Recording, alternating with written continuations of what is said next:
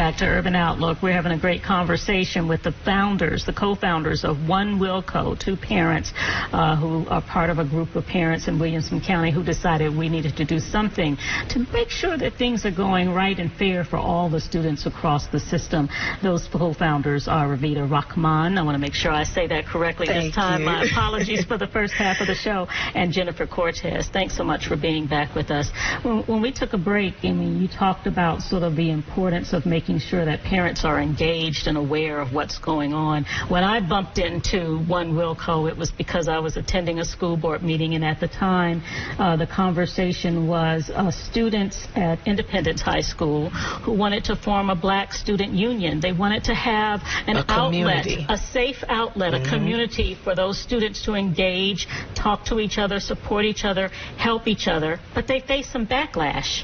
They did. Why is this still happening in 2022? You know, I think people try to claim it's being woke and all these other things. I think what they were accused of was reverse racism. And, you know, one of the things that kind of took me was, okay, so these black students want to get together and they're not encouraged to do so. This is the exact reason they need to be able to get together, because of people accusing them of racism and not allowing other students. And I think even the mother at the time shared, you know, this is not only black students here. It's white. There was a white student involved. There was a Hispanic student involved. So just having that community to be able to come together and share those ideas, because nobody can understand what you've gone through but someone that looks like you. Right. And if you've got friends and allies that are along and learning and willing to understand and listen, that makes a huge difference in your mindset and your psyche, in knowing that you got this community that's willing to understand what's going on with you. And it kind of even is a miniature group of what you all did, right? Absolutely. You came together across cultures to listen to each other. Absolutely. And find solutions to the things that you saw, the problems that you saw existing. And it really takes an amount of courage. I know when we, in 2020 or 2021, when we had the crimes against Asian American families, I reached out to one of our members and said, hey, you know, would you mind having a conversation with me? I just want to be able to understand this a little bit better. And so she talked about her family's background, all of those things, how the media portrays and falls into the misperceptions and the stereotypes that they have. So she was able to share a lot of information like that I probably would not have known or would not have felt comfortable walking up to just a random Asian American person and asking them that. So I think that our community has been very good in accepting and doing things like that. We recently, last May, we took a group down to the Legacy Museum in Montgomery, Alabama, and we had about 20 people ages 2 all the way up to over 60, and we were just able to experience that heart-wrenching museum together and come back and have open discussions about it. And I think that's what's really important about the work that we're doing, the work that we all should be doing, is listening to one another and trying to understand where their paths have led and why they're where they are today. Have you seen a change? Have you seen what your work is doing make a difference? Because every now and then you still see these little news reports that come up and you haunt you, right? Right. Use of the N-word, something that happened in a school that was unfair for students.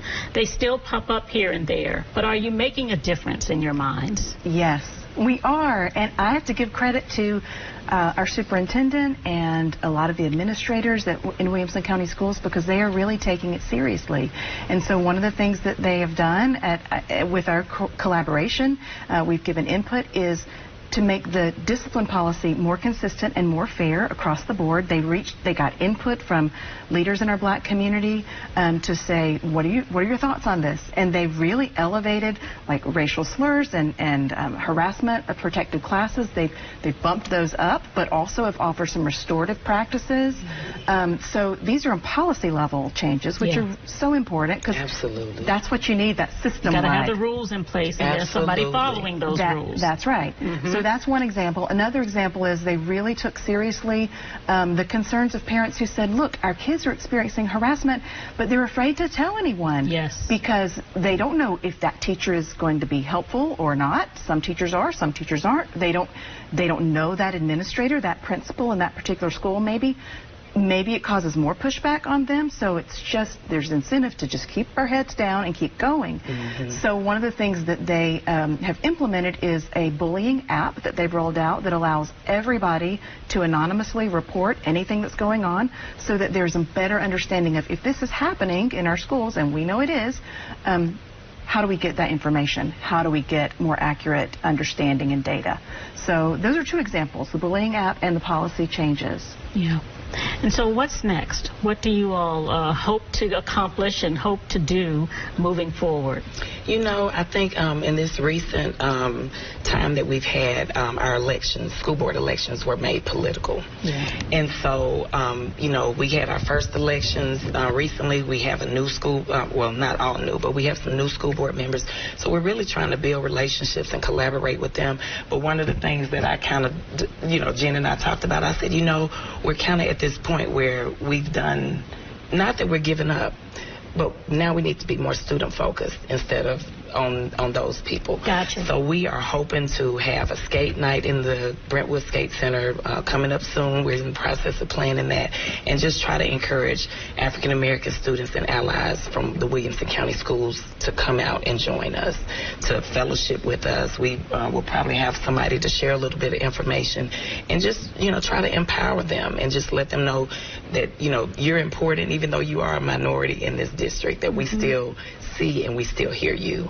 And so we're really excited about being able to kind of connect with the students a little better. And parents, how can they get involved? Well, come to our website and reach out to us through our contact page.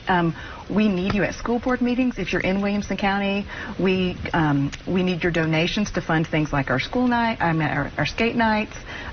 We are in the process of applying for grants for things so that we can give maybe grants back to the schools to help fund DEI opportunities and things that maybe our county commission is not yet funded for the schools.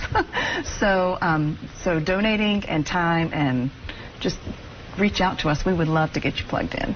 Excellent. And the one thing we didn't talk about, you all's kids, but you all have kids in the school system, and like parents who want to make sure they're doing right by their kids. Absolutely. But expanding it so that you're taking care of everybody's kids. Absolutely. My hat's off to you both for doing that. Thank you. Thank you. It's been a rewarding experience. It can get a little heavy and sad at times, but I really try to encourage our community to, you know, there's going to be moments that everything is not okay, but, you know, dust yourself off, get back up, and we're going to keep going and try again. So, Revida, Jennifer, thank you so much for being here. You. We appreciate you. Keep the good work up. Thank you so much. We appreciate you joining us as well. We'll see you again next time.